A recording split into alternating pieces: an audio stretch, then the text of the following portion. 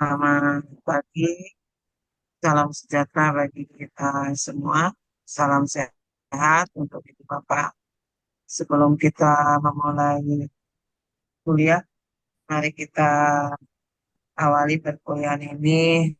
Semoga Allah meridai ibadah kita.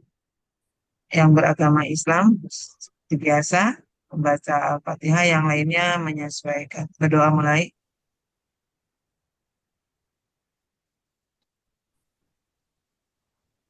Iya. Berdoa selesai. Ibu Bapak, untuk nanti hari Minggu depan itu kan kita pertemuan eh, terakhir sebelum Nah, ujian ujian semester ya. Itu harus tatap muka ya. Nanti kalau yang gitu izin Pak nih. tidak bisa tatap muka itu harus ada surat ya, surat. Tapi kalau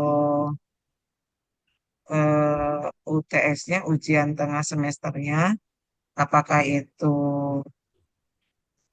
daring atau tatap muka, karena dosen-dosen sudah mengumpulkan jenis ya, dua jenis soal, yaitu soal untuk daring maupun soal untuk eh, tatap muka ya. Jadi kalau misalnya memang ada soal untuk daring ya, ibu bapak kan baru ya, baru mengikuti, Iya. diusahakan eh, jangan, kan waktunya banyak tuh, waktunya kalau tidak salah 24 jam ya. Kalau 24 jam berarti ibu bapak jangan 1 jam sebelum berakhir itu jangan,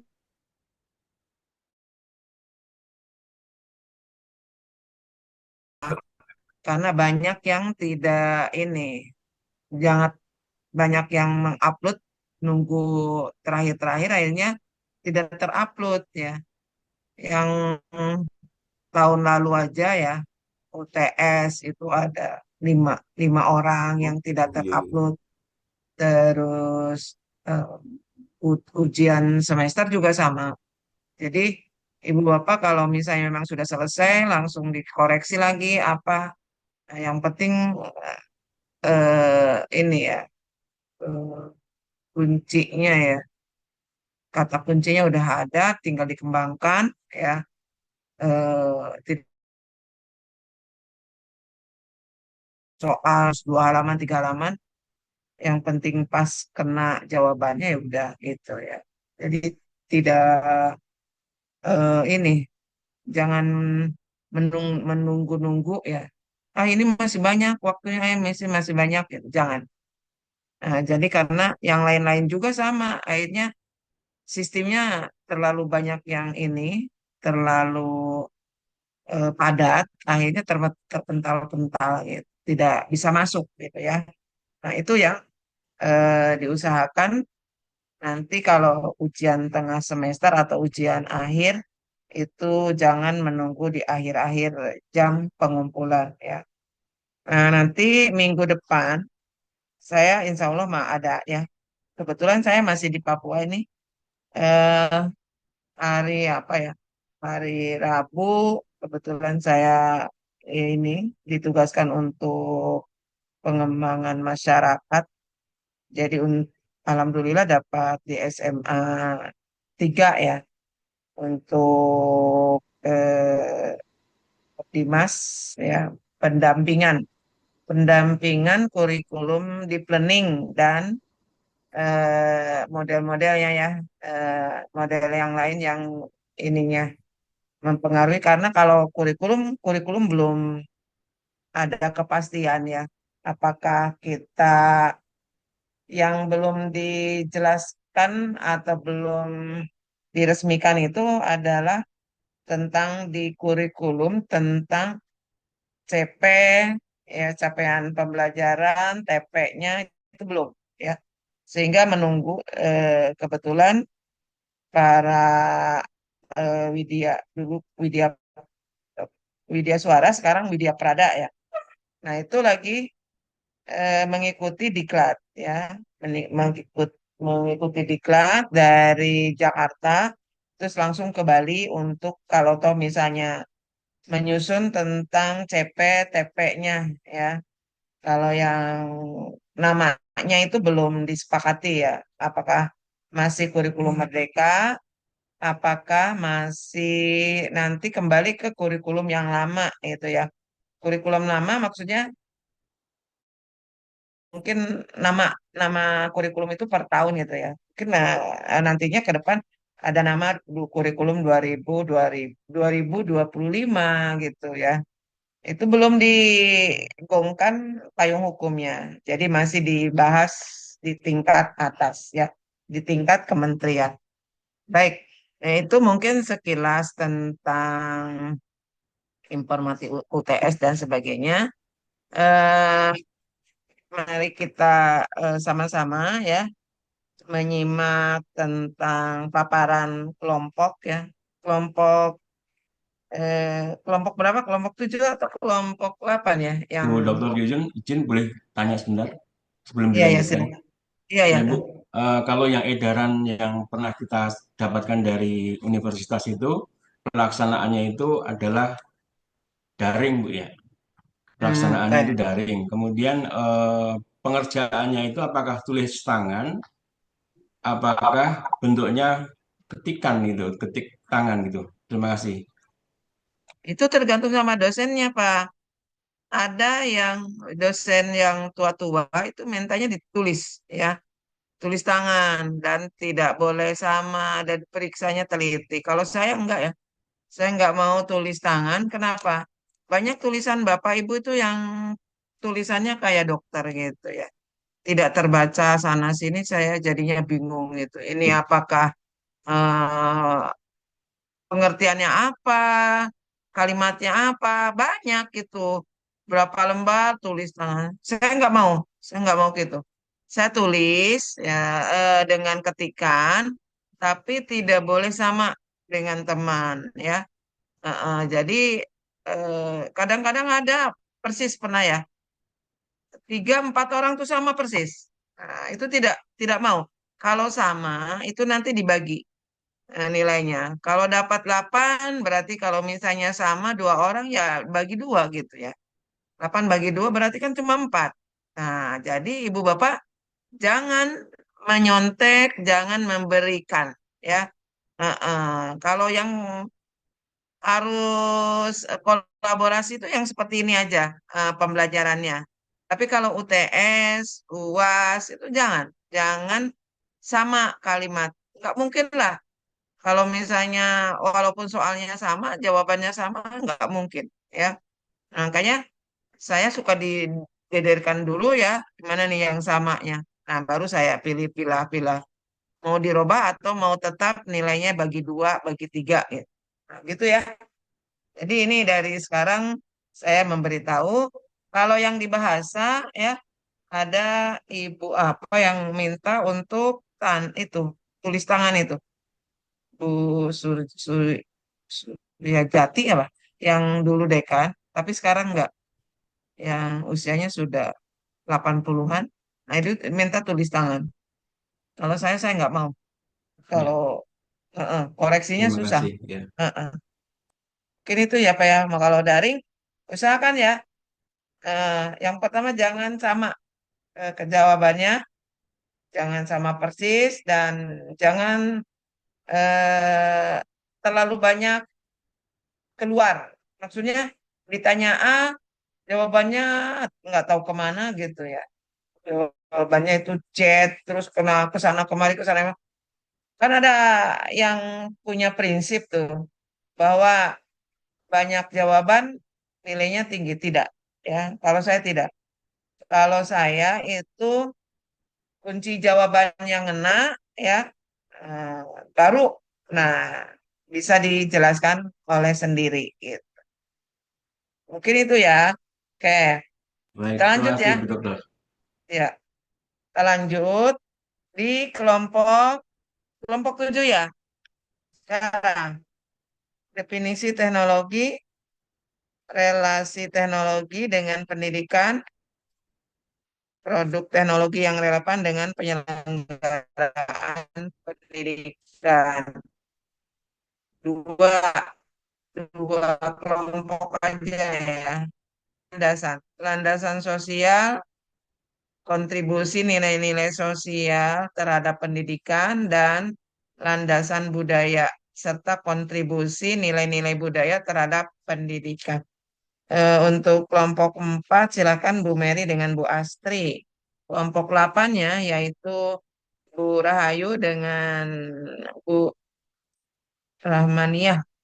Oke, silakan.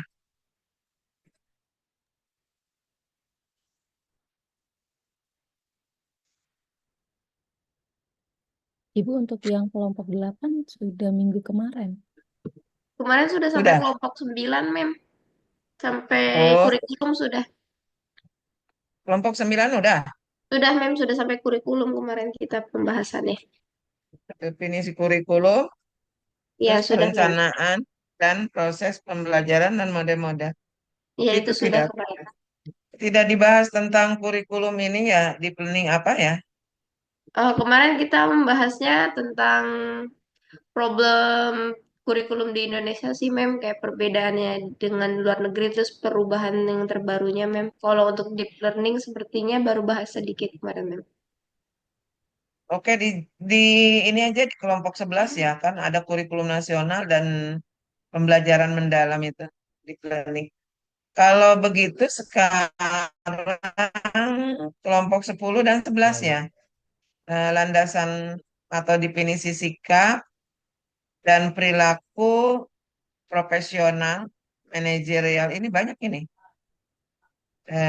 Sikap dan perilaku dari ini profesi manajerial dan administrasi di bidang akademi di sekolah ya ini sebenarnya. Jadi ada dua eh, permasalahan yaitu sikap dan perilaku profesionalisme manajerial tersendiri, terus yang staf atau TU administrasi ya, staf TU atau administrasi di bidang akademi sendiri ya. Silakan Bu Esther, kalau kelompok 11-nya sendiri, Bu Astri aja, yaitu kurikulum nasional atau deep learning. Silakan, kelompok 10. Baik. Baik, terima kasih sebelumnya. Baik, bismillah. Assalamualaikum warahmatullahi wabarakatuh. Waalaikumsalam warahmatullahi wabarakatuh.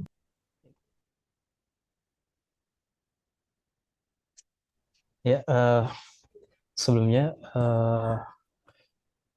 kami ucapkan terima kasih kepada semuanya, terutama kepada dosen kita, Bu Dr. Yuyun, yang semoga Allah menjaganya, dan juga kepada teman-teman semuanya, dan juga kepada partner saya, Bu Esther, di kelompok 10 ini. Baik, sebagaimana yang tadi yang disampaikan oleh Bu dosen, bahwa kelompok 10 ini kami akan menyampaikan berkaitan tentang landasan profesional, landasan manajerial, administratif, dan akademik.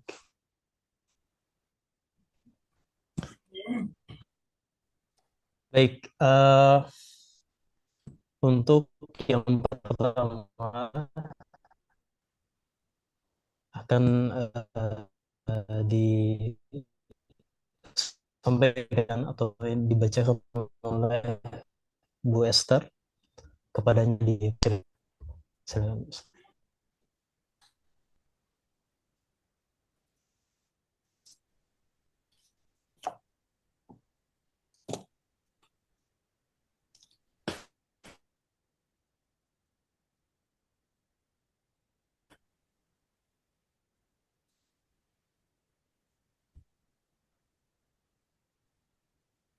Suaranya nggak ada, Miss. Maaf. Suaranya kedengaran. Saya nggak kedengeran, Pak. Nggak ada suaranya. Cek, cek, cek. Gak Nah, kedengeran. Udah. udah Sip. ada sekarang. Oke, oke. Ya, makasih. Bu Esther, Ya. voice-nya Oh ya, oke. Sudah, Pak? Bagaimana? enggak. Ya, oke. Terima kasih. Baik, berikut paparan dari kelompok kami. Pengertian profesional. Secara etimologi, kata profesional berasal dari bahasa Latin, yaitu profesio yang berarti janji, pernyataan terbuka, atau pengakuan pekerjaan. Lalu dari kata kerja profiteri, yang berarti menyatakan secara terbuka atau mengakui. Dalam konteks awalnya, profesio sering digunakan untuk menyatakan seseorang yang secara terbuka mengakui keahlian atau keterikatannya pada suatu bidang tertentu, khususnya dalam pelayanan atau keilmuan tertentu. Seperti kita ini adalah dunia pendidikan. Istilah profesional digunakan untuk menggambarkan seseorang yang memiliki keahlian khusus, bertindak berdasarkan standar etika tertentu, serta memiliki tanggung jawab moral dalam menjalankan tugasnya. Beberapa pakar memberikan definisi yang memperkuat pemahaman ini. Yang pertama ada dari Howard Gardner 2007. Seorang profesional tidak hanya dituntut untuk mahir dalam bidang keahliannya, tetapi juga harus memiliki komitmen terhadap integritas dan tanggung jawab sosial. Ia menyatakan bahwa a true professional demonstrate moral responsibility in their field and is committed to excellence and ethics. Profesional sejati harus menunjukkan rasa tanggung jawab moral terhadap pekerjaan dan dampaknya terhadap masyarakat. Lalu ada lagi dari Fredson di tahun 1970. Profesional adalah seseorang yang memiliki otoritas dan otonomi dalam menjalankan pekerjaannya, berdasarkan keahlian yang diakui dan dilindungi oleh organisasi profesi. Lalu Sondang P. Siagian. Profesional adalah seseorang yang memiliki keahlian dalam bidang tertentu yang diperoleh melalui pendidikan formal, pengalaman kerja, serta menjalankan tugas dengan penuh tanggung jawab dan dedikasi terhadap standar etika kerja. Berikut adalah ciri-ciri profesionalitas. Nah, profesionalitas ini memiliki beberapa ciri yang menunjukkan sikap dan perilaku seseorang dalam menjalankan profesinya secara benar, bertanggung jawab, dan sesuai etika. Berikut adalah pendapat para pakar mengenai ciri-ciri profesionalitas. Gardner 2007 menekankan bahwa seorang profesional harus menunjukkan komitmen terhadap keunggulan, excellent, tanggung jawab moral terhadap pekerjaannya, lalu konsistensi antara prinsip pribadi dan tindakan profesional.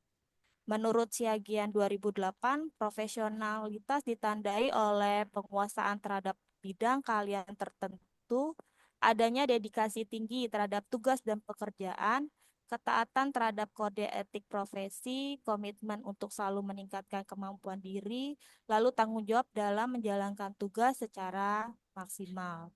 Berdasarkan pendapat para pakar di atas, dapat disimpulkan bahwa ciri-ciri utama profesionalitas mencangkup yang pertama keahlian khusus dan kompetensi kerja, tanggung jawab dan dedikasi tinggi, kepatuhan terhadap etika dan standar profesi, komitmen terhadap peningkatan kualitas diri dan pekerjaan, konsistensi antara nilai moral dan praktik kerja. Lalu faktor-faktor yang memengaruhi profesional. Nah, profesionalitas seseorang tidak muncul secara instan, melainkan dipengaruhi oleh beberapa faktor yang berasal dari dalam diri individu maupun lingkungan kerja. Berikut adalah pendapat para pakar. Sein di tahun 1978 mengungkapkan bahwa profesional dipengaruhi oleh identitas profesional. Sejauh mana individu mengidentifikasi dirinya sebagai bagian dari suatu profesi. Lalu adanya standar profesi, adanya pedoman, kode etik, dan regulasi yang ditaati, pengalaman praktis, jam terbang, atau pengalaman kerja sangat menentukan kematangan profesional seseorang. Nah, secara umum faktor-faktor mempengaruhi profesionalitas mencangkup pendidikan dan pelatihan, yang kedua adalah kompetensi dan pengalaman kerja, lalu etika, moralitas, dan integritas pribadi, dukungan organisasi dan lingkungan kerja, lalu motivasi internal dan komitmen terhadap profesi. Syarat-syarat profesional. Untuk disebut sebagai seorang profesional, seseorang harus memenuhi sejumlah syarat yang mencerminkan baik kompetensi teknis maupun integritas moral. Beberapa syarat profesional menurut para ahli antara lain yang pertama, memiliki keahlian dan kompetensi khusus. Seorang profesional harus memiliki pengetahuan mendalam dan keterampilan khusus dalam bidang tertentu yang diperoleh melalui pendidikan formal, pelatihan, dan pengalaman. Ini menurut Sondang P. Siagian di tahun 2008. Lalu yang kedua, pendidikan dan sertifikasi. Pendidikan formal yang relevan serta sertifikasi atau lisensi dari lembaga yang diakui menjadi syarat utama untuk memasuki dunia profesi. Berikut menurut Dedi Supriyadi 1999. Yang ketiga adalah menjunjung tinggi kode etik profesi. Seorang profesional wajib mematuhi kode etik yang ditetapkan oleh organisasi ataupun komunitas profesi sebagai pedoman moral dan perilaku dalam bekerja. Lalu, apa relasi profesionalitas dengan pendidikan? Yang pertama, pendidikan sebagai fondasi profesionalitas. Nah, pendidikan ini berperan penting dalam membentuk dasar-dasar profesionalitas seseorang. Melalui pendidikan formal, individu memperoleh pengetahuan teoritis, keterampilan teknis, dan nilai-nilai etis yang menjadi bekal utama dalam menjalankan tugas seorang profesional. Supriyadi 1999 mengatakan bahwa pendidikan merupakan jalur utama pembentukan kompetensi dan karakter profesional. Lalu yang kedua, pendidikan membentuk etika dan moral profesi. Selain aspek kognitif dan keterampilan, pendidikan juga berfungsi untuk membentuk kesadaran moral dan etika kerja. Perguruan tinggi dan lembaga pelatihan profesional sering menyisipkan pembelajaran tentang kode etik profesi, tanggung jawab sosial, dan nilai-nilai integritas. Lalu relasi yang ketiga adalah kesesuaian pendidikan dan profesi atau job matching. Hubungan antara latar belakang pendidikan dan bidang pekerjaan juga sangat penting. Profesionalitas akan lebih mudah tercapai jika seseorang bekerja sesuai dengan bidang yang dikuasai melalui pendidikan, karena akan tercipta sinergi antara teori dan praktik. Pendidikan dan profesionalitas memiliki hubungan yang erat dan saling mendukung. Pendidikan tidak hanya menyediakan dasar keahlian teknis, tetapi juga membentuk sikap, nilai, dan perilaku profesional. Oleh sebab itu, peningkatan mutu pendidikan akan berbanding lurus dengan peningkatan profesional sumber daya manusia. Lalu selanjutnya landasan manajerial, administrasi, dan akademik akan dipaparkan oleh Pak Haris. Kepada Pak Haris, dipersilakan. Terima kasih. Baik, sama-sama. Terima kasih kembali kepada Bu Esther. Baik, teman-teman, saya akan lanjutkan pemaparan berikutnya, yaitu terkait landasan manajerial, administratif, dan akademik. Slide berikutnya, Bu Esther.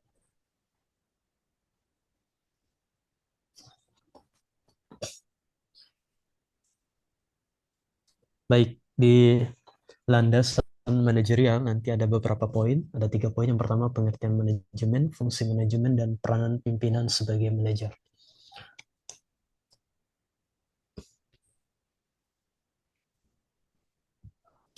Baik, manajemen, ya, setiap organisasi, ya, tidak terkecuali organisasi pendidikan, memerlukan manajemen. Ya, secara etimologis, kata manajemen berasal dari bahasa Prancis kuno, yaitu manajemen, yang berarti seni. Ya, yang berarti seni melaksanakan dan mengatur. Ya, melaksanakan dan mengatur. Sedangkan secara terminologis, para pakar mendefinisikan manajemen secara beragam, ya, artinya bervariasi. Di antaranya seperti yang dikemukakan oleh Stoner dalam Wijayati 2008 ya mendefinisikan manajemen itu sebagai suatu proses perencanaan, kemudian pengorganisasian, pengarahan, dan pengawasan usaha-usaha para anggota organisasi dan penggunaan sumber daya manusia organisasi lainnya agar mencapai tujuan organisasi yang telah ditetapkan. Nah, ini diantara ya para pakar yang mendefinisikan terkait manajemen. Kita di sini mengambil satu ya dari Stoner. Baik, berikutnya.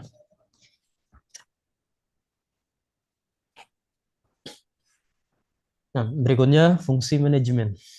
Ya, ya menurut Terry dan Ru, ya maaf ya ada kesalahan tulisan. Ya menurut Terry dan Ru 2010 bahwa fungsi manajemen itu terbagi menjadi 4.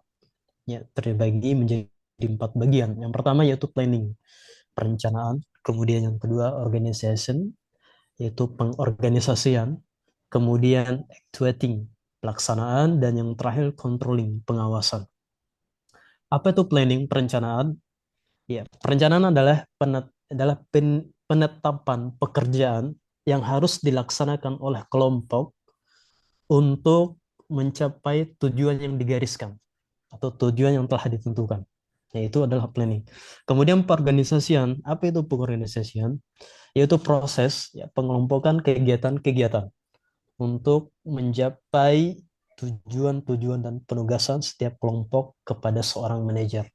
Kemudian equating atau pelaksanaan, yaitu merupakan usaha untuk menggerakkan anggota-anggota kelompok sedemikian rupa sehingga mereka yang tadi itu berkeinginan dan berusaha untuk mencapai tujuan yang telah direncanakan bersama. Dan yang terakhir, ya fungsi manajemen yaitu controlling, yaitu pengawasan, yaitu penemuan dan penerapan cara dan alat untuk menjamin bahwa rencana telah dilaksanakan sesuai dengan rencana yang telah ditetapkan. Jadi 4 fungsi ini berkaitan, saling berkaitan. Baik, berikutnya. Ya, poin yang ketiga, itu peranan pimpinan sebagai manajer. Peranan pimpinan sebagai manajer, ya, fungsi-fungsi manajemen tersebut tergantung pada peran manajerial pimpinan.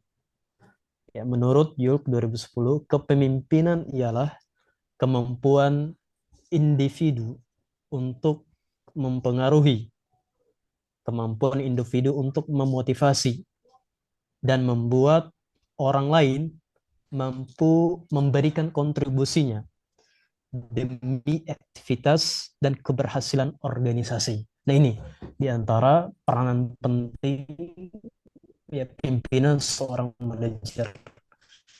Tadi itu memberikan kontribusi ya, motivasi organisasi tersebut ya berhasil. Nah, berikutnya. Baik, yang berikutnya bagian yang B yaitu landasan administratif.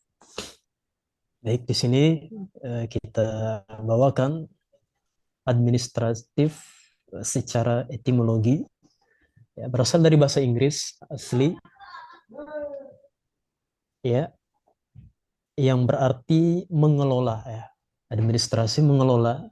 Mengelola apa? Mengelola administrasi. Administrasi adalah usaha dan kegiatan yang berkenaan dengan penyelenggaraan kebijakan ya, kebijakan ya untuk mencapai ya tujuan yang diinginkan. Jadi administrasi adalah usaha ya kegiatan untuk mengelola ya penyelenggaraan kebijakan untuk mencapai tujuan yang sudah telah ditetapkan. Ini secara simpel ya, secara sederhana. Baik, kemudian yang berikutnya. Baik teman-teman, ini barangkali yang terakhir untuk pemaparan kami yaitu landasan akademik. Yang sebelumnya yaitu tentang landasan administratif, dia terkait dengan pelaksanaan teknis ya.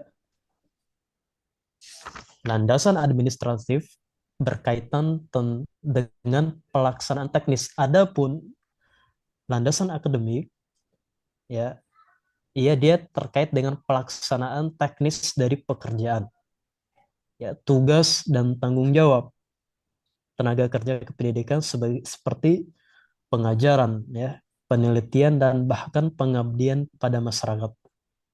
Bahkan pada level pendidikan tinggi, ini merupakan core bisnis perguruan tinggi yang dikemas dengan tridharma perguruan tinggi.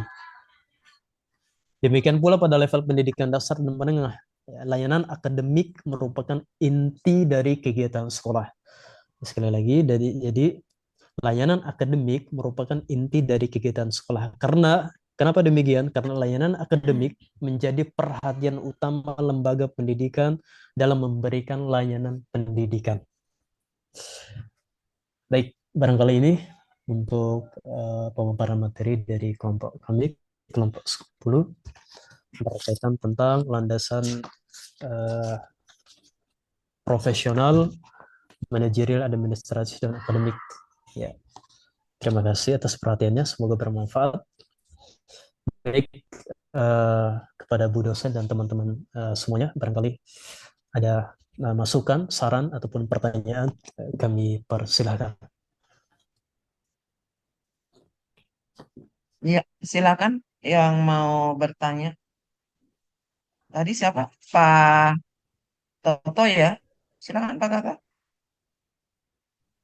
Terima kasih banyak. Assalamualaikum warahmatullahi wabarakatuh. Yang kami hormati Ibu Dokter. Waalaikumsalam. Ibu Dokter Dian, kami belum Ibu Dokter. Bu Dokter jalan-jalan terus ke Papua. Terima kasih. Bukan jalan-jalan, tugas. Masa jalan-jalan? Ini pertanyaan Tugas saya luar kota. yang kami hormati.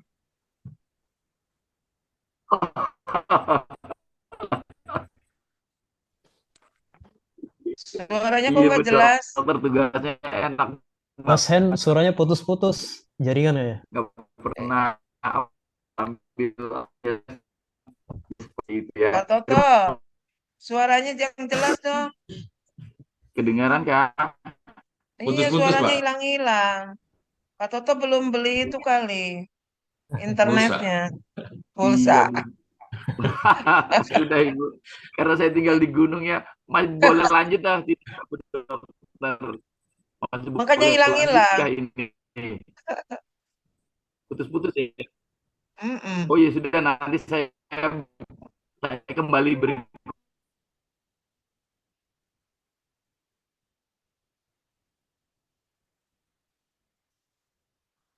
Oh, hilang lagi tuh malah. Suaranya hilang semua. Sekarang bagaimana? Terima kasih. Ya. Oh, mungkin karena banyak pemakaian alat-alat nih. Oke. Terima kasih sekali Bapak Haris dan Ibu Esther. Ya, berikut ini pertanyaan seputar mengenai tadi professionalism, ya, and also lot of kind of underlying theory about administration and also academic. Ya, ini kita langsung saja nih kepada kegiatan kita sehari-hari, yaitu dilema yang coba kita hadapi, ya, di mana kita dituntut professionalism sebagai guru ya, memenuhi kompetensi dasarnya, kemudian juga tersertifikasi dan seterusnya ya. Ya, yang permasalahan yang kami hadapi adalah dilema. Terkadang dukungan-dukungan dari institusi itu tidak tercapai gitu. Contohnya mengenai pengembangan diri dan seterusnya ya. Kemudian misalkan ada self development, kita ingin mengikuti seminar dan seterusnya, itu tuntutan ya. Kemudian pekerjaan sehari-hari yang juga mengubur ya, kadang-kadang mengubur kemampuan kita untuk lebih profesional dan seterusnya ya. Kemudian pertanyaan saya, mengapa pengembangan profesionalisme ini dalam pendidikan harus dilakukan secara berkelanjutan sesuai dengan perkembangan zaman, dan bagaimana ya menyikapi kendala dilema tersebut ya. Di satu sisi guru harus tampil profesional, tapi di sisi lainnya banyak sarana yang tidak mendukung yang diberikan atau tidak diberikan dari pihak institusi. Terima kasih. Demikian Bu Dokter. Assalamualaikum warahmatullahi wabarakatuh. Assalamualaikum warahmatullahi wabarakatuh. Baik. Ya, silakan dijawab oleh kelompoknya. Iya. Baik, saya izin menjawab.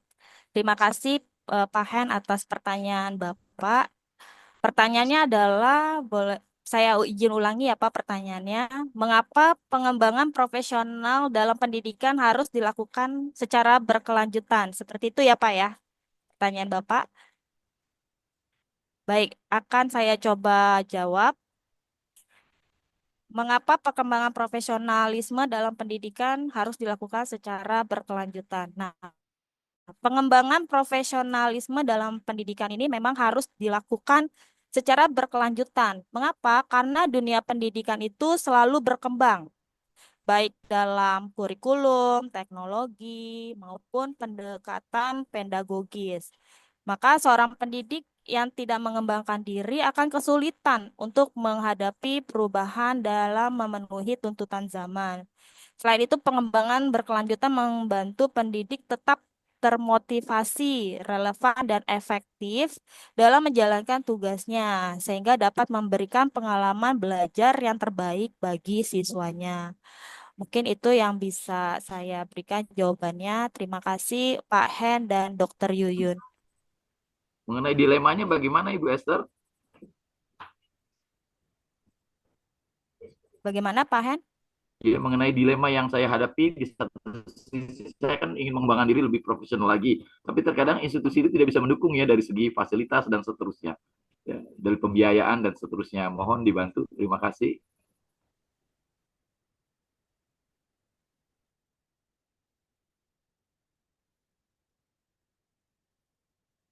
Ya, silakan dibantu sama temennya,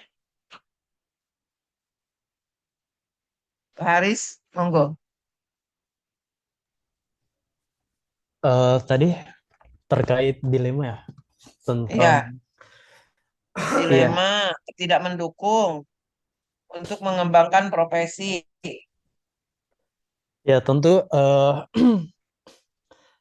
ini apa namanya sangat disayangkan ya jika suatu lembaga akademik ya tidak bisa memberikan kontribusi atau fasilitas kepada para uh, apa namanya pegawainya untuk bisa mengembangkannya. Nah, tentu di sini perlu dicari tahu dulu penyebabnya apa dulu gitu ya. Apakah tadi seperti uh, dana yang memang tidak mencukupi atau memang karena apa namanya belum memang waktunya atau bagaimana. Tapi tentunya lembaga yang baik ya, pasti harus sudah ada RAB gitu ya. Apa, sudah ada rancangan gitu ya sejak mereka sebelum action di lapangan dilakukan.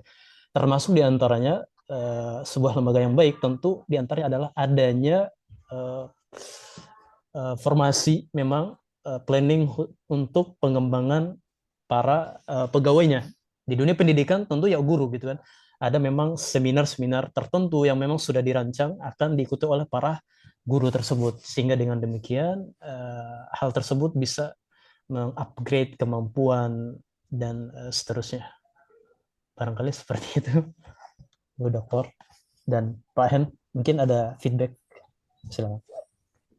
Terima kasih banyak Pak Haris, Ibu Esther. Terima kasih Bu Dokter. Iya, Pak Kahen atau Pak Toto sih namanya? Sama ya? Sama Ibu, itu panggilan semuanya begitu Bu. Nama saya Pak Hendro sebenarnya Ibu. Iya, Oh, Pak Hendro. iya, tapi panggilnya Pak Jadi Hen, Ibu. di di depan hand, di Iya. belah di tengah-tengah Hendro. Nah, Jadi Pak Hendro. mohon maaf ya Bu Dokter ya, itu ya mohon maaf Bu Dokter. Terima kasih. Ih, nggak apa-apa itu kan namanya juga pemberian orang tua nama. Nama bagus, nggak apa-apa. Nah, jadi sedikit saya menambahkan ya, kalau yang namanya tadi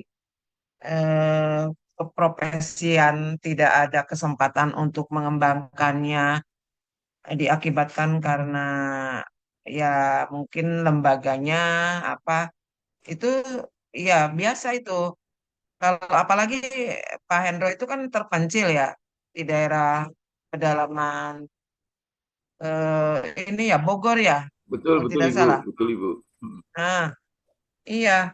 Biasanya kalau yang di daerah-daerah pedalaman-pedalaman itu memang untuk ini ya kena karena saya lama di LPMP, jadi biasanya itu yang menjadi piloting ya, yang menjadi piloting untuk eh, kebijakan-kebijakan baru itu biasanya di, di di ini diprioritaskan ke negeri dulu ya.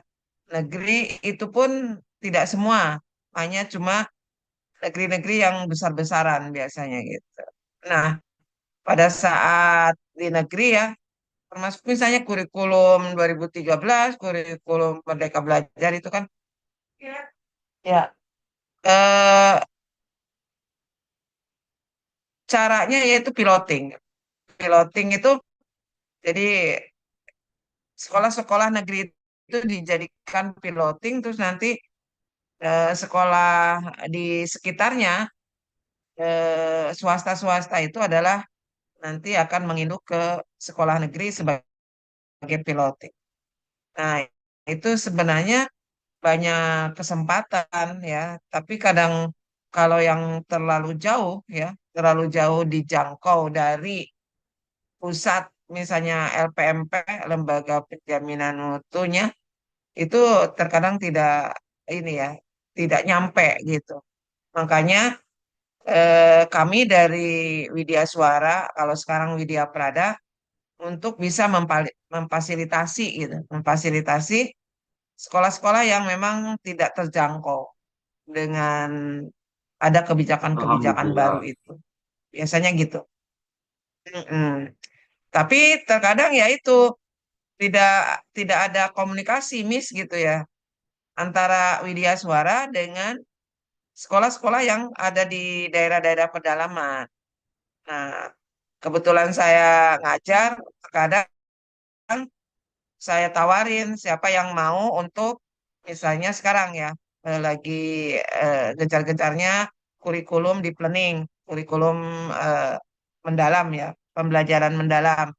Nah, itu kan terkadang di daerah-daerah pedalaman itu nanti udah 2 tahun, udah nanti malah waktunya pas ganti baru dapat. Nah, itu harus jemput bola seperti itu ya.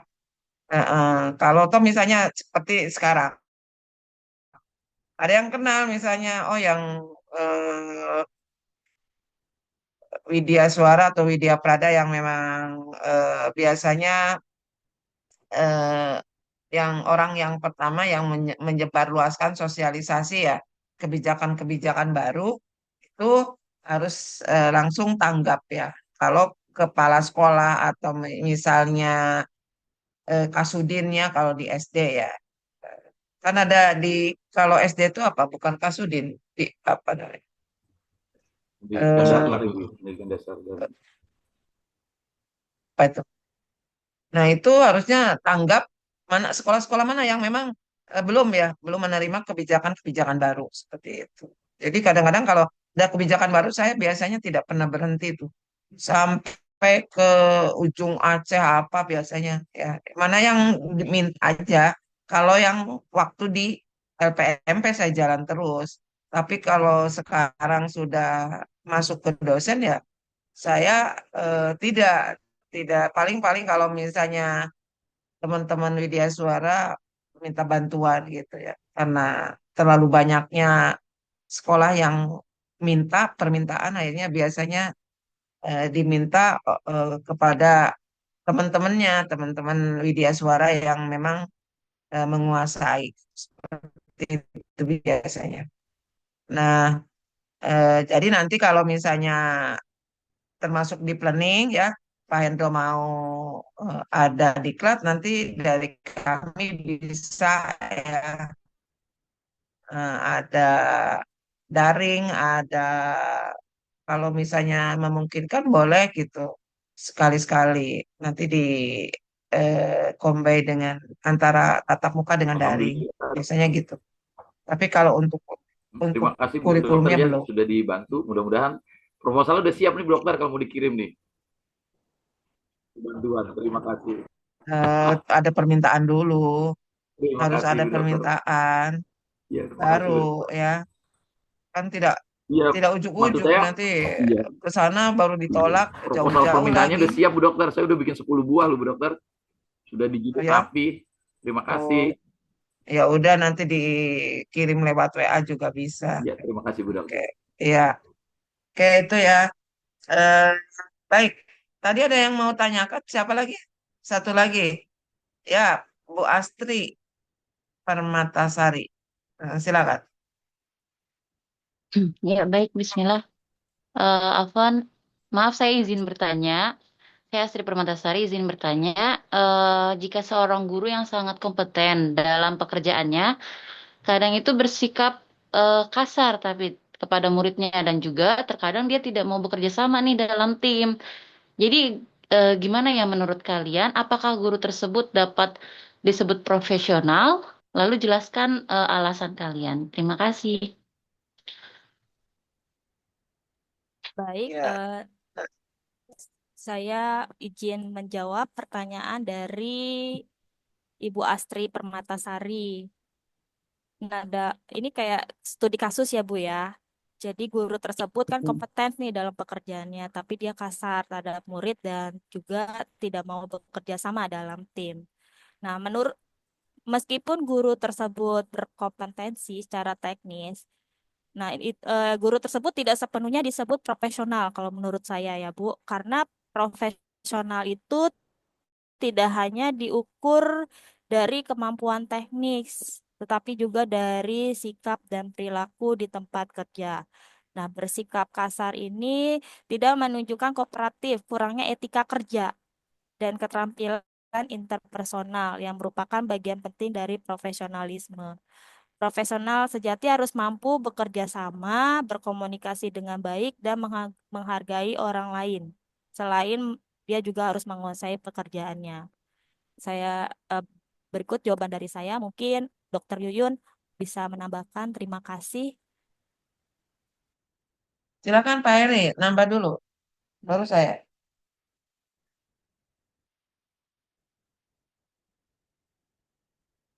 Oke, Pak Heri nggak ada ya. Jadi tadi dijelaskan yang namanya profesional itu ada persyaratannya ya. Persyaratannya itu ada keterampilan khusus, ada pengetahuannya ya, juga mempunyai peran sosial, citra diri tadi, ada watak watak si profesional itu tertentu ya, dan ada motivasi motivasi kepada pihak tertentu ya, memotivasi motivator ya, perannya ya. Jadi eh, ada 3 syarat profesional yang tadi kompetensi yang saya sebutkan. Kompetensinya itu tadi. Yang keduanya itu ada komitmen. Komitmen seorang profesional itu tadi mengikuti kompetensinya ya. Terus ada spirit untuk melayani. Melayani eh, kalau pendidik otomatis melayani siswa, termasuk saya misalnya dosen, profesi dosen. Saya harus melayani mahasiswanya gitu. Mahasiswanya butuh apa gitu. Jangan kadang-kadang dosen juga ini yang spirit untuk melayani itu tergantung sama orangnya kadang ya. Ada yang memang kaku, ada yang tergantung ininya. Ada yang memang saklek ya.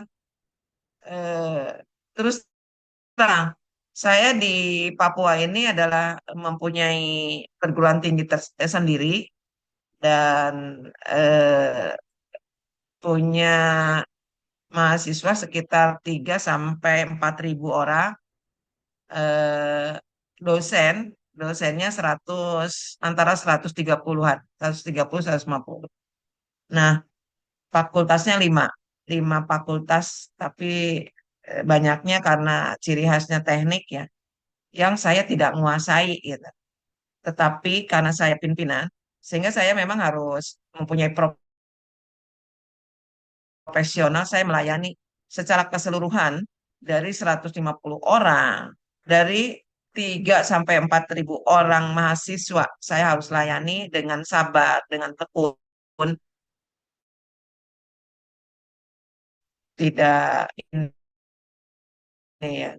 Nah, itu manajerial ya, harus mempunyai profesional untuk melayani dengan ikhlas ya, tidak karena pamrih, tidak karena apa namanya, oh ya si ini saya harus layani karena dia sering memberikan oleh-oleh dan sebagainya. Tidak, tidak seperti itu ya.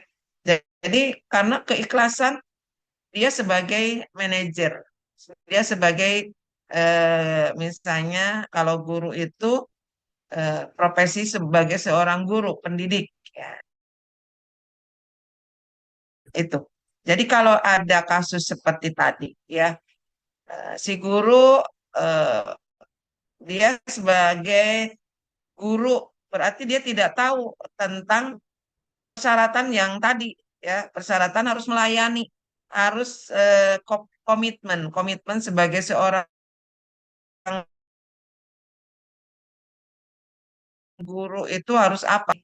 Mengikuti prinsip Ki Hajar Dewantara, Tutwuri Handayani, bahasa ini ya, bahasa Jawa. Ingat sosong tulodo, Nah, itu Madya di bangun karso. eh, eh. Jadi dapat diteladani, yang kayak guru tadi bisa diteladani enggak gitu kan? Enggak bisa gitu kan. Itu yang namanya profesional seorang pendidik ya. Itu persyaratannya eh, persyaratan dunia akhirat ya. Untuk dunia dan untuk akhirat. Kalau misalnya kita ikhlas melayani, tidak mempunyai sikap seperti tadi ya.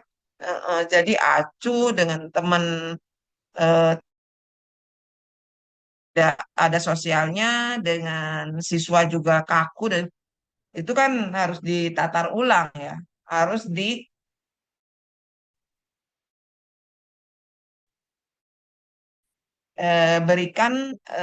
bimbingan khusus seperti itu. Dan memang banyak guru seperti itu, mungkin dari asal usulnya ya, dari keluarga yang broken atau memang keluarganya yang apa, ya kadang kayak gitu. Tapi harus dari kepemimpinan di sekolahnya itu, seorang pemimpin harus ini diberikan, kalau siswa itu BK ya, bimbingan khusus gitu terhadap orang-orang seperti itu supaya mengembalikan citra keprofesian sebagai pendidik itu memang benar-benar ya. Jadi kadang-kadang ada di sekolah itu ada aja satu atau dua ya, seorang guru yang memang perilakunya seperti itu. Kenapa? Guru itu kan terdiri dari ini beberapa jenis. Ada guru beneran, ada guru jadi-jadian, ada guru yang memang benar profesional benar. Ya. Jadi ada 3 tingkatan. Guru jadi-jadian apa? Jadi guru yang jadi-jadian itu, yang guru yang memang terpaksa menjadi guru karena tidak ada lagi pekerjaan lain. Contoh misalnya, sarjananya tidak dibarengi dengan ini ya, keprofesian yang harusnya di fakultas keguruan ya. Hanya kita dapat ilmu mendidik, ya, pedagogiknya. Ada yang S1-nya itu hanya misalnya di teknik teknik apa gitu ya. Tapi tidak dibarengi dengan pendidikan yang mendasar tentang kepedagogikannya. Itu banyak ya. Waktu saya kepala sekolah ya di SMP, banyak sekali yang hanya sebatas ini ya, mentransfer ilmu ya. Jadi bukan menjadikan manusia, memanusiakan manusia, itu tidak, itu ya. Itu banyak. Kadang-kadang dari seluruh guru ya, ada sampai sekitar 30%-nya itu guru jadi-jadian. Nah, itu kenapa? Bagaimana? Yaitu ada yang namanya sekarang pendiklatan apa namanya? Kalau sudah lulus kompetensi langsung ditatar itu ya, tatar keguruannya ya, pedagogiknya.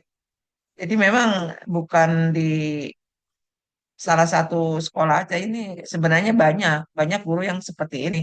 Guru yang jadi-jadian karena tidak menguasai, tidak didasari dengan pendidikan keguruannya pedagogik. Itu mungkin dari saya. Iya. Baik, sekarang sudah 30 menit lebih ya. Eh, eh, udah hampir Udah 1 jam ini. Ah, 9 ah, semua. iya, Mungkin buat kelompok berikutnya. Yang baik. kelompok Untuk ya. berikutnya silakan. Halo. Iya, cukup cukup Pak. Oh iya baik. Terima kasih banyak ya, terutama kepada dosen kita, Dr. Yuyun atas penjelasan yang sangat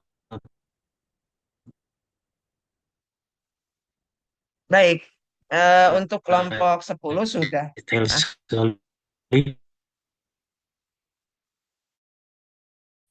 Pak Haris Dan juga. juga kepada teman-teman atas partisipasinya. Semoga bermanfaat, Dr. Yuyun. Ya, Iya, suaranya terputus-putus Pak Haris. Itu juga gimana Bu? mungkin belum beli Iya, iya Bu ya. ininya internetnya. Suaranya terputus-putus. Sebentar Bu. Oke, sekarang kelompok 11. Iya, iya. Silakan Bu Astri. Silakan Bu Astri. Kurikulum nasional dan pembelajaran mendalam. Silakan. Ada nggak Bu Astri? Iya, saya. Ada ya. Ya, silakan Bu Astri. Ya, baik.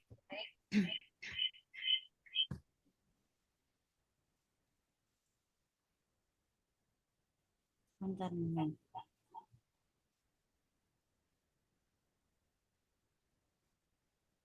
Sudah terlihat ya untuk layarnya. Ya, Bismillah. sudah. Assalamualaikum warahmatullahi wabarakatuh. Waalaikumsalam warahmatullahi wabarakatuh. Ya, di sini saya Sri Permatasari dari grup 11 izin menyampaikan terkait kurikulum nasional dan pembelajaran mendalam atau yang disebut dengan deep learning. Ya, apa saja yang akan saya bahas yaitu kurikulum nasional, pembelajaran mendalam atau deep learning, dan hubungan antara kurikulum nasional dan pembelajaran nasional.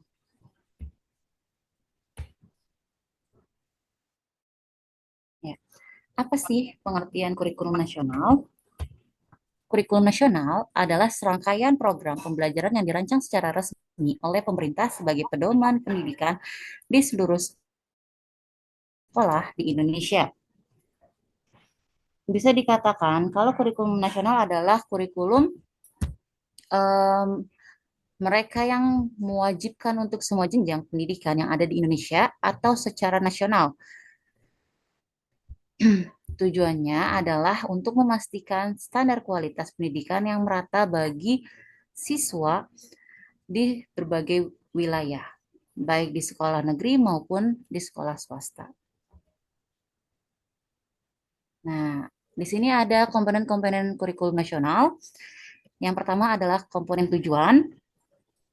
Komponen tujuan berhubungan dengan arah atau hasil yang diharapkan. Dalam skala makro, rumusan tujuan kurikulum erat kaitannya dengan filsafat atau sistem nilai yang dianut masyarakat. Bahkan rumusan tujuan menggambarkan suatu masyarakat yang dicita-citakan. Yang kedua adalah komponen isi atau materi pembelajaran.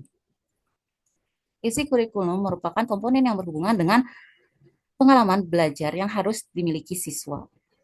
Isi kurikulum itu menyangkut semua aspek, baik yang berhubungan dengan pengetahuan ataupun materi pelajaran yang biasanya tergambarkan pada isi setiap mata pelajaran yang diberikan maupun aktivitas dan kegiatan siswa. Metode atau strategi. Strategi dan metode merupakan komponen ketiga dalam pengembangan kurikulum. Komponen ini merupakan komponen yang memiliki peran yang sangat penting sebab berhubungan dengan implementasi kurikulum. Lalu yang berikutnya adalah komponen evaluasi.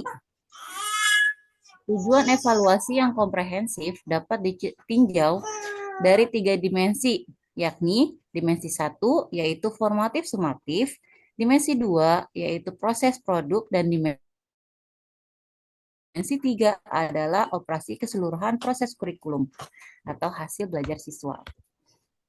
Selanjutnya adalah perubahan kurikulum nasional.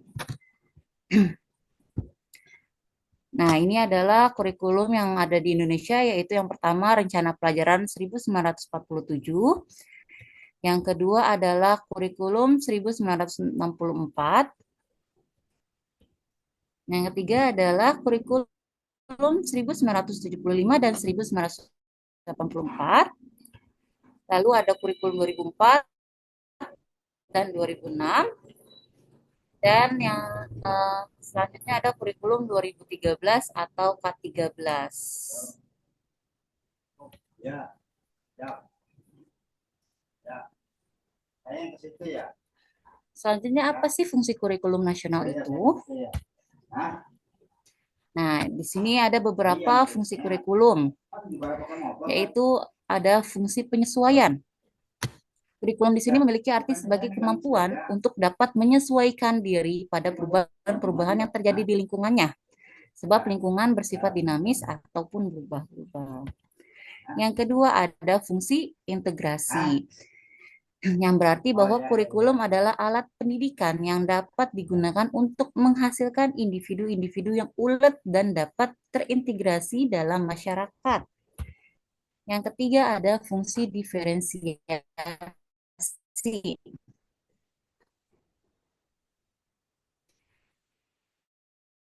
yaitu sebagai alat yang dimiliki oleh para siswa.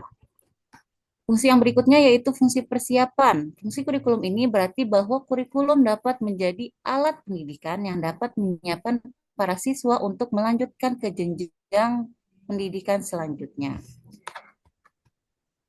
Selanjutnya ada fungsi pemilihan, yaitu fungsi ini dapat memberikan kesempatan bagi siswa untuk dapat memilih program pembelajaran yang dapat disesuaikan dengan minat serta bakat mereka masing-masing. Dan yang terakhir ada fungsi diagnostik, yaitu fungsi kurikulum ini dapat memberikan kesempatan bagi siswa untuk dapat memilih program pembelajaran yang dapat disesuaikan dengan minat serta bakat mereka masing-masing.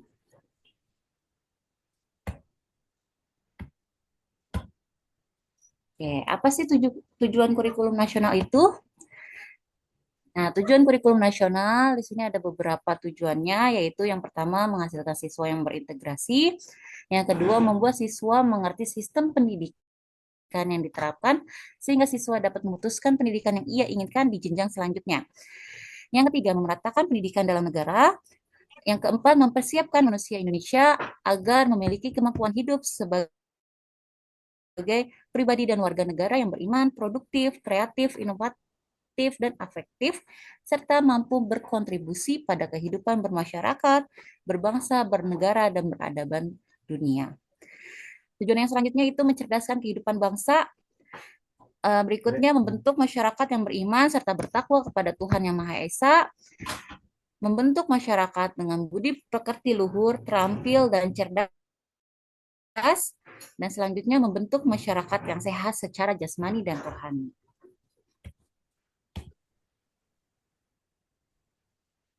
Berikut adalah tantangan dalam pelaksanaan kurikulum nasional. Yang pertama adalah kesiapan guru. Di sini banyak guru yang belum sepenuhnya siap untuk memahami dan mengimplementasikan kurikulum baru. Pelatihan dan pengembangan profesional yang berkelanjutan sangat amat diperlukan. Yang kedua adalah keterbatasan infrastruktur dan akses teknologi. Di beberapa daerah, terutama di pedalaman, keterbatasan akses internet dan teknologi menjadi hambatan yang signifikan dalam penerapan pembelajaran berbasis digital. Yang selanjutnya adalah kurangnya standarisasi pendidikan. Kebebasan dalam memilih mata pelajaran sesuai minat dan bakat dapat mengurangi standarisasi pendidikan, menyebabkan kesenjangan kualitas pendidikan di berbagai daerah. Tantangan yang selanjutnya yaitu beban kerja guru yang meningkat. Dalam proses perencanaan pembelajaran yang lebih fleksibel dan berbasis proyek memerlukan waktu dan usaha yang sangat ekstra yang dapat mengganggu keseimbangan antara pekerjaan dan kehidupan pribadi guru. Tantangan yang kelima yaitu keterbatasan sumber daya. Jadi di sini tidak semua sekolah memiliki sumber daya yang memadai untuk menyediakan pilihan mata pelajaran yang beragam, terbatas. Yang selanjutnya yaitu kurangnya bukti ilmiah tentang efektivitas. Hingga saat ini belum ada bukti ilmiah yang meyakinkan mengenai efektivitas kurikulum baru dalam meningkatkan kualitas pendidikan. Dan tantangan yang terakhir yaitu tantangan dalam mengimplementasikan pembelajaran berbasis proyek. Pembelajaran berbasis proyek sangat memerlukan perancangan yang matang dan sumber daya yang cukup. Jadi seringkali menjadi tantangan bagi banyak sekolah. Pembahasan selanjutnya yaitu adalah pengertian pembelajaran mendalam atau yang disebut dengan deep learning. Apa sih pengertian pembelajaran mendalam? Nah, pembelajaran mendalam atau deep learning adalah pendekatan pembelajaran yang menekankan pemahaman mendalam dan bermakna, bukan sekedar hafalan.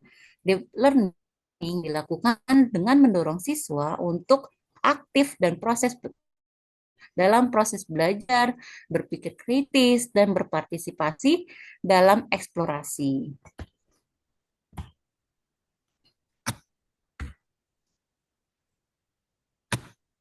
Nah, berikut karakteristik pembelajaran mendalam, yaitu pertama pembelajaran berbasis eksplorasi, belajar aktif, dan berbasis konsep. Di sini siswa didorong untuk aktif menggali pengetahuan melalui berbagai pengalaman belajar yang mengutamakan pemahaman konsep sehingga memperkaya wawasan mereka. Yang berikutnya mendorong kolaborasi, rasa ingin tahu, dan berpikir kritis. Pendekatan ini juga mendorong siswa untuk berpikir kritis, menggali rasa ingin tahu, dan berkolaborasi dengan teman-temannya sehingga memperkaya wawasan mereka. Yang selanjutnya, buku teks adalah salah satu sumber pengetahuan. Dalam proses pembelajaran deep learning, buku teks hanya berfungsi sebagai salah satu sumber pengetahuan, bukan satu-satunya referensi. Hal ini memungkinkan siswa untuk mengeksplorasi sumber lain, baik itu digital maupun non-digital. Yang berikutnya, multidisiplin. Jadi memungkinkan siswa untuk menghubungkan berbagai mata pelajaran dan memahami kaitannya dalam konteks kehidupan nyata. Yang selanjutnya dapat disesuaikan dengan kebutuhan belajar murid. Setiap siswa memiliki gaya dan kecepatan belajar yang berbeda, dan deep learning ini memberikan ruang bagi mereka untuk berkembang sesuai dengan kebutuhan tersebut. Karakteristik selanjutnya, kelas bersifat heterogeni. Dalam kelas yang bersifat heterogen, siswa dengan kemampuan yang berbeda dapat saling mendukung dan belajar bersama menciptakan lingkungan yang inklusif. Yang selanjutnya adalah asesmen autentik berbasis kinerja. Asesmen dalam deep learning lebih bersifat autentik, yaitu berbasis pada kinerja dan bukan hanya ujian formal. Selanjutnya adalah sekolah adalah tentang perkembangan akademik, sosial, dan emosional. Pembelajaran juga dipandang sebagai proses yang berfokus pada perkembangan akademik, sosial, dan emosional siswa, bukan hanya pencapaian akademik semata. Selanjutnya, guru mengajar dan merencanakan pembelajaran dalam tim. Dan yang terakhir adalah pembelajaran merupakan aktivitas kolaboratif.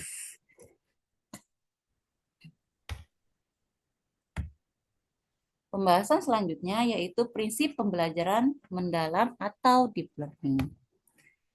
Nah, dikutip dalam buku Deep Learning dalam pembelajaran di sekolah dasar oleh Prastio Adi Nugroho dan kawan-kawannya di tahun 2025, halaman 131, menekankan Deep Learning menekankan pada beberapa prinsip pembelajaran, yaitu ada mindful learning, yaitu pendekatan pembelajaran yang menekankan pada kesadaran penuh, fokus, dan keterlibatan siswa dalam proses belajar. Yang kedua adalah meaningful learning, yaitu merupakan proses pembelajaran yang bermakna, artinya pembelajaran yang relevan dan memiliki makna dalam kehidupan siswa. Dan yang prinsip terakhir adalah joyful learning, yaitu prinsip yang menekankan pentingnya menciptakan suasana belajar yang positif agar siswa dapat menikmati setiap bagian dari proses pembelajaran. Selanjutnya adalah tujuan pembelajaran mendalam. Apa sih tujuan pembelajaran mendalamnya?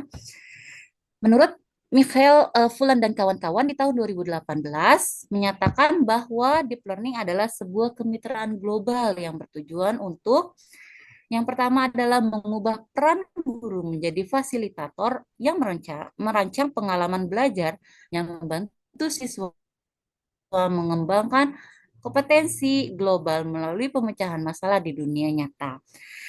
Dan tujuan yang kedua adalah mendukung sekolah, pemerintah, dan sistem pendidikan untuk mengubah cara praktik belajar serta cara mengukur pembelajaran secara autentik.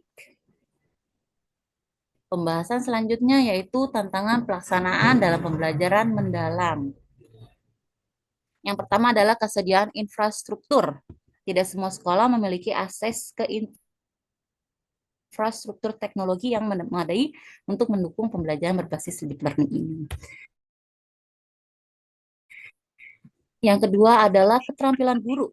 Guru perlu diberikan pelatihan yang memadai agar dapat memanfaatkan teknologi deep learning secara efektif. Dan yang ketiga adalah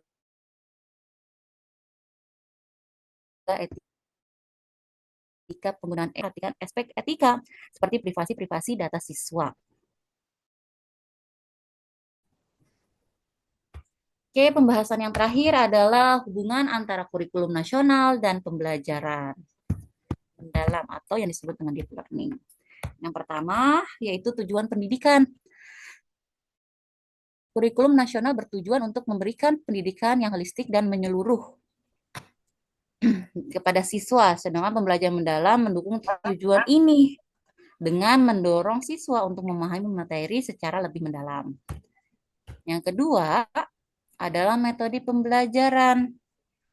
Pembelajaran mendalam menggunakan metode seperti pembelajaran berbasis proyek, pembelajaran berbasis inquiry, studi kasus, dan simulasi kehidupan nyata. Metode ini dapat diintegrasikan ke dalam kurikulum nasional untuk menciptakan pembelajaran yang lebih efektif. Yang berikutnya adalah pengembangan kurikulum. Pengembangan keterampilan abad ke-21. Yaitu kurikulum nasional berusaha untuk mengembangkan keterampilan berpikir kritis, kreatif, dan kemampuan analisis kepada siswa. Pembelajaran mendalam ini mendukung pengembangan keterampilan ini dengan mendorong siswa untuk berpikir secara mandiri dan bekerja sama dalam menyelesaikan masalah. Yang berikutnya adalah penyesuaian kurikulum. Untuk menerapkan pembelajaran mendalam, kurikulum nasional perlu disesuaikan agar lebih berfokus pada materi esensial yang benar-benar penting. Yang berikutnya adalah evaluasi dan penilaian. Pembelajaran mendalam memerlukan evaluasi yang lebih holistik dan kontekstual. Nah, kurikulum nasional dapat mengintegrasikan penilaian berbasis proyek dan penilaian formatif untuk mengukur pemahaman siswa secara lebih mendalam. Ya, mungkin itu saja dari saya. Silakan jika ada yang ingin bertanya atau yang mau menambahkan. Ya, Bertanya. bagus. Penjelasannya rinci, PowerPoint-nya juga bagus, ya, Ya, walaupun sendiri. Silakan, siapa yang mau bertanya? Izin Bu Dokter, saya bertanya, Arif Purnama. Pak Arif Purnama, silakan Pak Arif. Iya, jalan-jalan ke tanah Papua. Mana cakepnya? Cakep. Jangan lupa lihat burung cendrawasih. Cakep. Senangnya kuliah di Unindra. Bisa bertemu dengan Bu Dokter Yuyun yang baik hati. Terima Cakep. kasih. Tepuk tangannya dong. Amin. Baik, Bu Asri keren banget. Appreciate buat Bu Asri. Izin bertanya, dari sekian banyak pendekatan pada kurikulum, kenapa atau mengapa deep learning ini menjadi pendekatan yang menjadi penting diterapkan dalam era sekarang ini? Kenapa tidak yang pendekatan yang lain? Itu saja singkat pertanyaan saya. Terima kasih. ya. Silakan. Baik, izin bertanya, izin menjawab.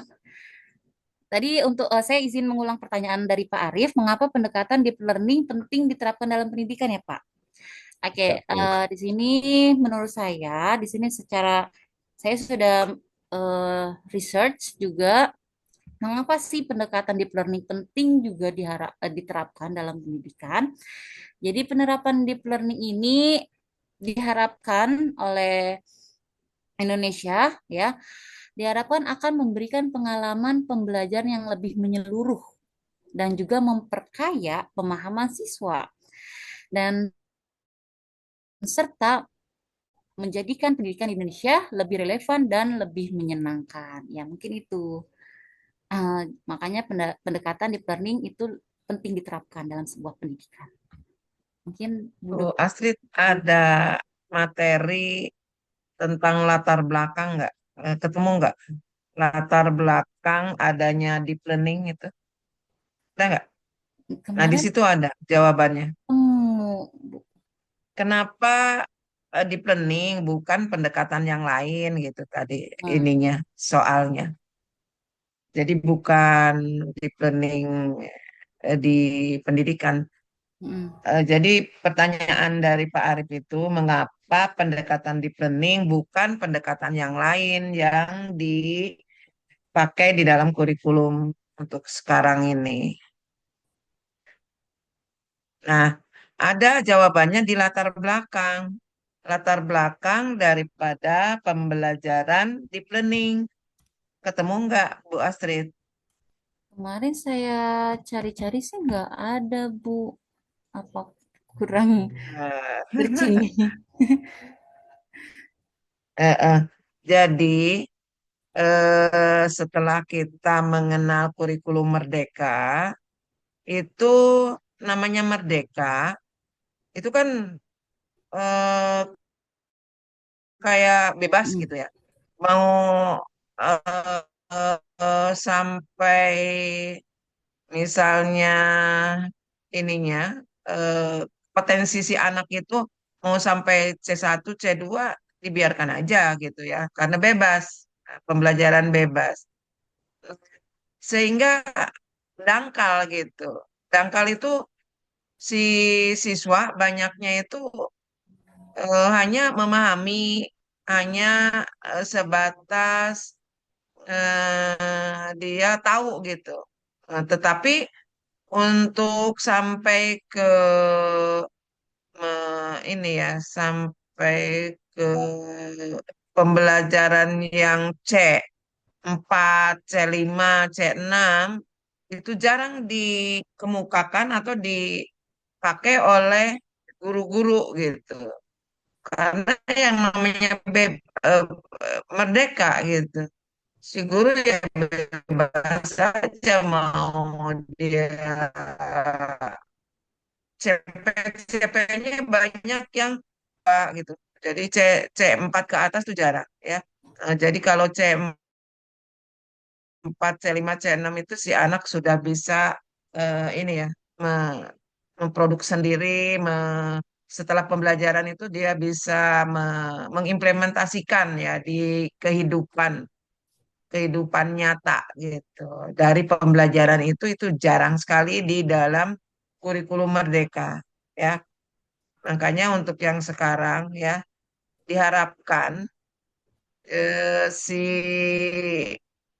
guru ya untuk bisa menerapkan pendekatan secara mendalam.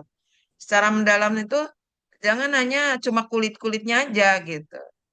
Jangan hanya cuma sebatas kemampuan memahami, kemampuan menyimak gitu. Jangan ya. Itu nanti kita ketinggalan banget ya. Teknologi Merdeka Belajar. Kenapa? Karena yang namanya Nadiem itu kan bukan orang pendidik ya. Dia meniru-niru aja dari Barat. Padahal nirunya juga tidak menyeluruh juga gitu ya. Jadi kita sekarang dengan adanya pendekatan deep learning mendalam, itu diharapkan guru-guru itu secara mendalam pembelajarannya. Jangan hanya kulit-kulitnya, jangan hanya cuma sebatas pemahaman, sebatas menyimak gitu.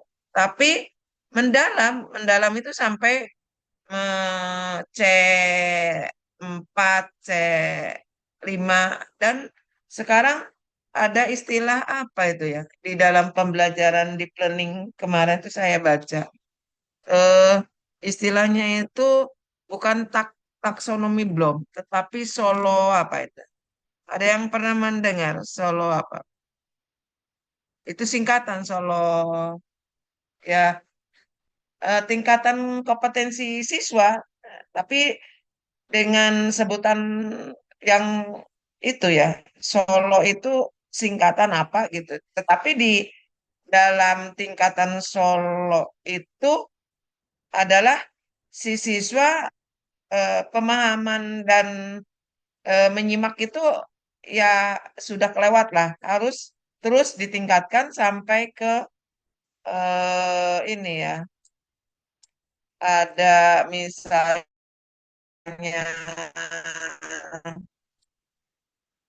kalau dia bisa mengarang, bisa apa gitu ya, menulis kalimat dengan benar seperti itu. Jadi tidak hanya mendengarkan gurunya saja. Jadi itu ya alasan mengapa pendekatan deep learning yang dipakai. Gitu. Deep learning itu kan pembelajaran yang mendalam. Mendalamnya seperti itu. Jadi jangan hanya kulit-kulitnya aja, jangan hanya cuma memahami, menyimak. Itu latar belakangnya, ya, gitu. Itu dari akibat pembelajaran Merdeka Belajar, ya, seperti itu. Saya mungkin tambahannya, Terima kasih Bu Dr. Yuyun. ya. Tambahan. Ada lagi? Ini bagus ini nih untuk guru-guru ini. Kenapa? Karena pendekatan deep learning itu kan terbaru ya. Makanya tadi ada prinsip mindful, apa joinful itu ya. Nah, itu sekarang itu prinsip pembelajaran mendalam itu ditumbuhkan kesadaran sendiri si anak ya untuk dia ketagihan untuk belajar gitu. Bermakna ya yang bermakna gitu. Jadi sebatas tadi, tidak sebatas hanya tahu gitu. Jadi bermakna dalam pembelajaran itu bisa bermakna dalam kehidupan nyata, real gitu. Terus berikutnya ya pembelajaran itu diberikan dengan happy, happy happy ya. Pembelajaran jangan dengan menekan. Kan guru-guru banyak tuh yang tidak paham bahwa pembelajaran itu tidak boleh dengan penekanan, harus dengan joy, dengan happy ya. Jadi ajak ice breaking dulu, ajak dengan game apa ya, boleh itu ya. Itu kan prinsip dari pembelajaran deep learning ya. Ada 3 itu. Nah, Ibu Bapak guru di sini, di grup ini, apakah sudah bisa menerapkan yang 3 tadi ya, mindful, terus satunya lagi bermakna, satunya joyful atau gembira, happy-happy. Nah, saya tanya di Ibu Bapak guru nih. Bapak Ibu guru kalau mengajar ya di kelas, kalau sudah bel bunyi ya, coba Ibu Bapak guru eh, reaksi daripada siswa setelah mendengar bel berbunyi itu apa? Jujur, coba. Apa coba? Teriakan apa yang disampaikan oleh siswa pada saat bel berbunyi? Mengakhiri pembelajaran Sore. Ibu Bapak mengajar. Rata-rata Apa coba? Ah, Ah, Menyenangkan, ore, sudah selesai. menyenangkan. Iya kan? Iya. Nah, itu tanda-tanda. Bapak Ibu jangan sampai senang dengan adanya teriakan hore, sudah selesai. Kenapa? Berarti Ibu Bapak tidak disukai di kelas. Ya, kayak tertekan gitu, ditekan. Ya, jadi Ibu Bapak guru tuh kalau misalnya selesai pelajaran, tapi siswanya itu, aduh Bu, nanti dulu Bu, nih sedikit lagi Bu, lagi menyelesaikan ini. Nah, itu boleh gitu.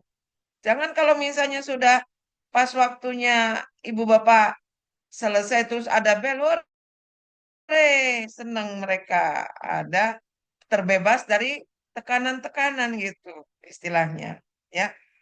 Nah, jadi Ibu Bapak harus mengintrospeksi diri lah.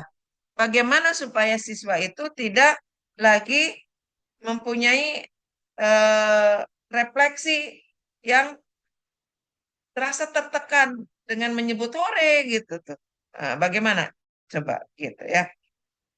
Silakan Ibu Bapak nanti pikirkan kalau misalnya Ibu Bapak sudah melaksanakan pembelajaran deep learning, eh, deep learning yang sesungguhnya, jangan deep learningan ya.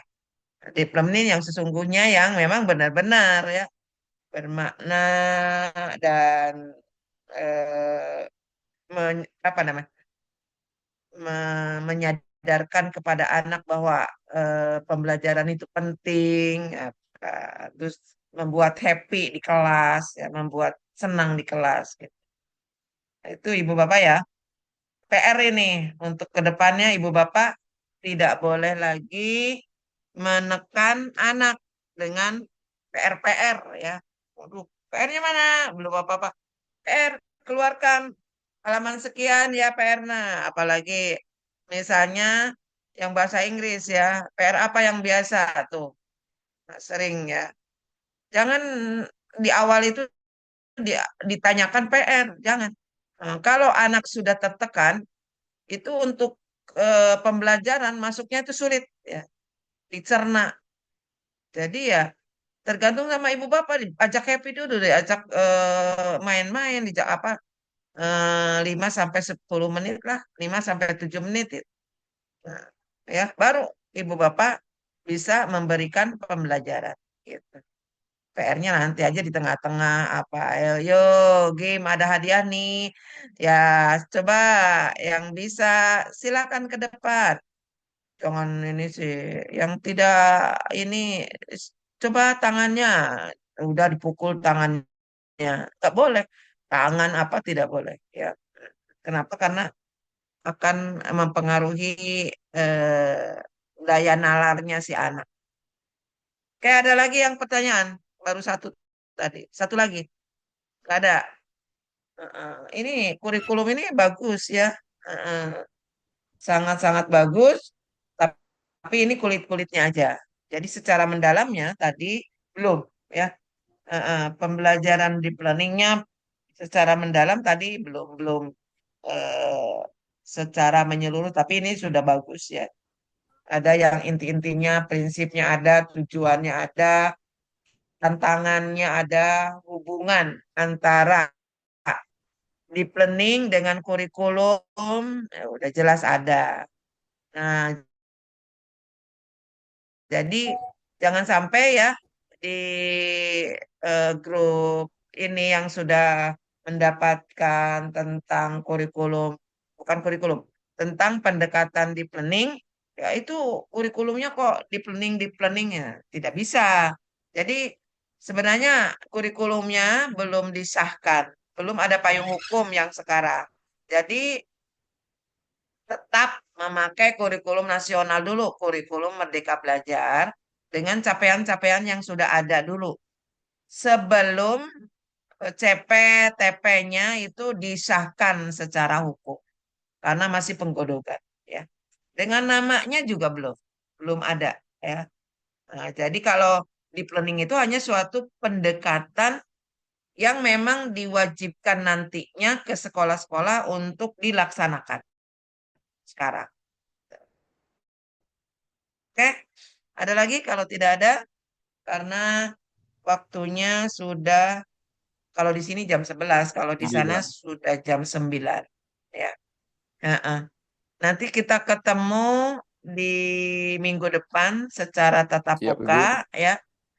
Kalau Pak Hendro mau misalnya rencana untuk memperdalam tentang pembelajaran atau apa yang dibutuhkan, Siap, silakan. Ibu. Tapi mungkin bukan Pak Hendro aja, yang lainnya boleh ya.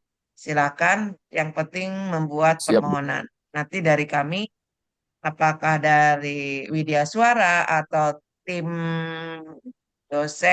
tim dosen itu hanya tertentu aja yang mendapatkan kurikulum ini ya. Kurikulum Merdeka Belajar atau pembelajaran deep learning ini hanya tertentu-tertentu. Kalau misalnya mau belajar sendiri sebenarnya bisa juga. Cuma kadang-kadang kalau tidak kita kolaborasi dengan yang ahlinya memang sangat ini. Walaupun kita baca kadang-kadang ada pemahaman yang tidak connect gitu kadang-kadang. Tapi boleh silakan. Bisa daring nantinya, bisa kita ke sana satu kali dan kita daring seterusnya, kita dampingi. Tidak usah memikirkan biaya. Yang penting kalau ada ongkos-ongkos saja nggak apa-apa. Terima kasih, Ibu. Terima kasih ya Ibu Bapak. Mungkin itu saja dari kami. Eh, Satu kali lagi pertemuan tatap muka, insya Allah nanti saya memperdalam secara keseluruhan. Oh ya, nanti Ibu Bapak, karena materi ini sudah selesai, nanti kita perdalam-perdalam aja, yaitu di Ibu Bapak tolong, karena tugasnya hanya baru kelompok, jadi individunya belum. Jadi silakan Ibu Bapak membuat satu tulisan ya untuk menjajaki dan memperlancar menulis ya.